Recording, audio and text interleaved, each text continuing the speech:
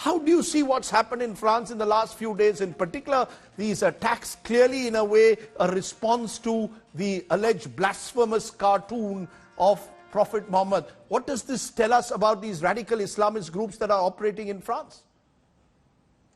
Well, one of the first things that we need to see is that whether or not these are groups that are acting or these are individual acts.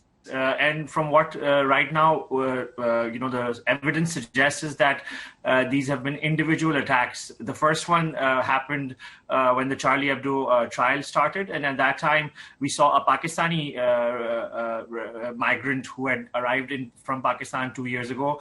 He tried to attack 2 journalists outside the former Charlie Hebdo office. Then we saw the teachers killing.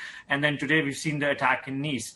Now, this basically as your report was mentioning about the issue of free speech and how much satire should stretch to.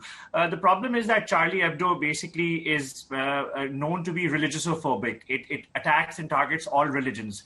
But at the same time, the context of this sort of is different in France, in the West. When I was living in Pakistan, so I've lived in Pakistan and I've lived in the West now since 2-3 years now. And in Pakistan, the problem is different. The problem is of Islamism. The problem in the Muslim world is the problem is of Islamic radicalism.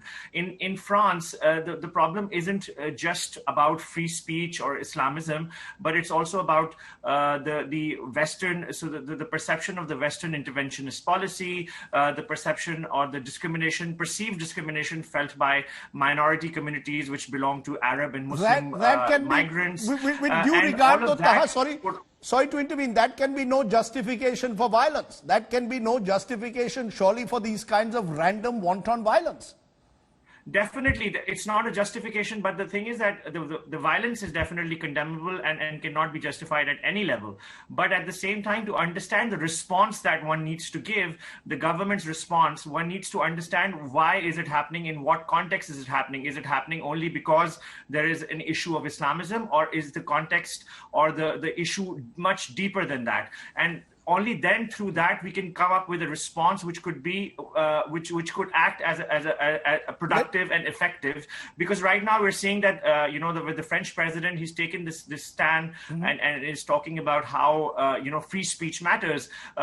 Similarly, when the 2015 Charlie Hebdo attacks happened, at that time also there was a lot of talk about free speech. But what about the fact that why are these people being radicalized? Who is radicalizing them? What is leading them to do these kind of acts? That needs to be discussed too, and it's just not a free speech issue in my opinion, in that way. I'll come back to that. You're making some interesting observations there. Sebastian Farsi, give us your sense as a French journalist. Of course, you are the South Asia correspondent for Radio France International, but your sense, how President Macron has responded very strongly, is that in a sense something that you believe gets him widespread support? And do you see these actions like the one in Nice today in a way trying to send out a message to President Macron?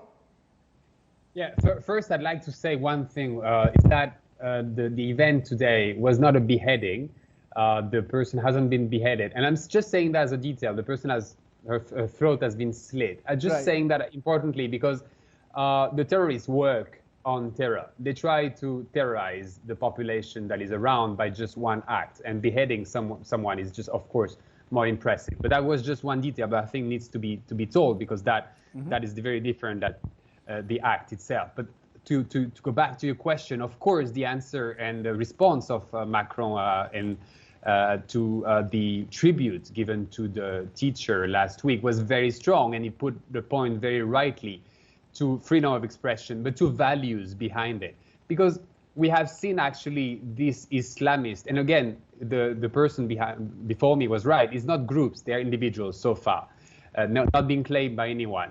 But they have attacked the basics of what is the French Republic and its secularity.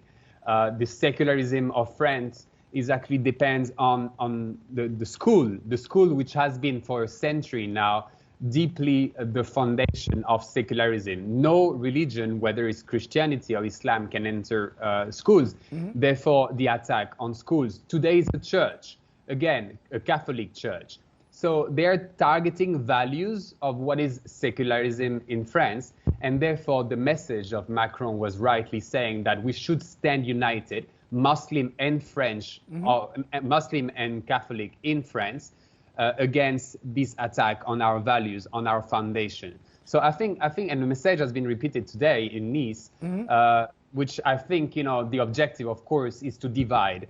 The objective is to create a sense of war, to raise the extreme right against the extreme radical Islamist, and to create a sense of war. Of course, that should be avoided at any cost.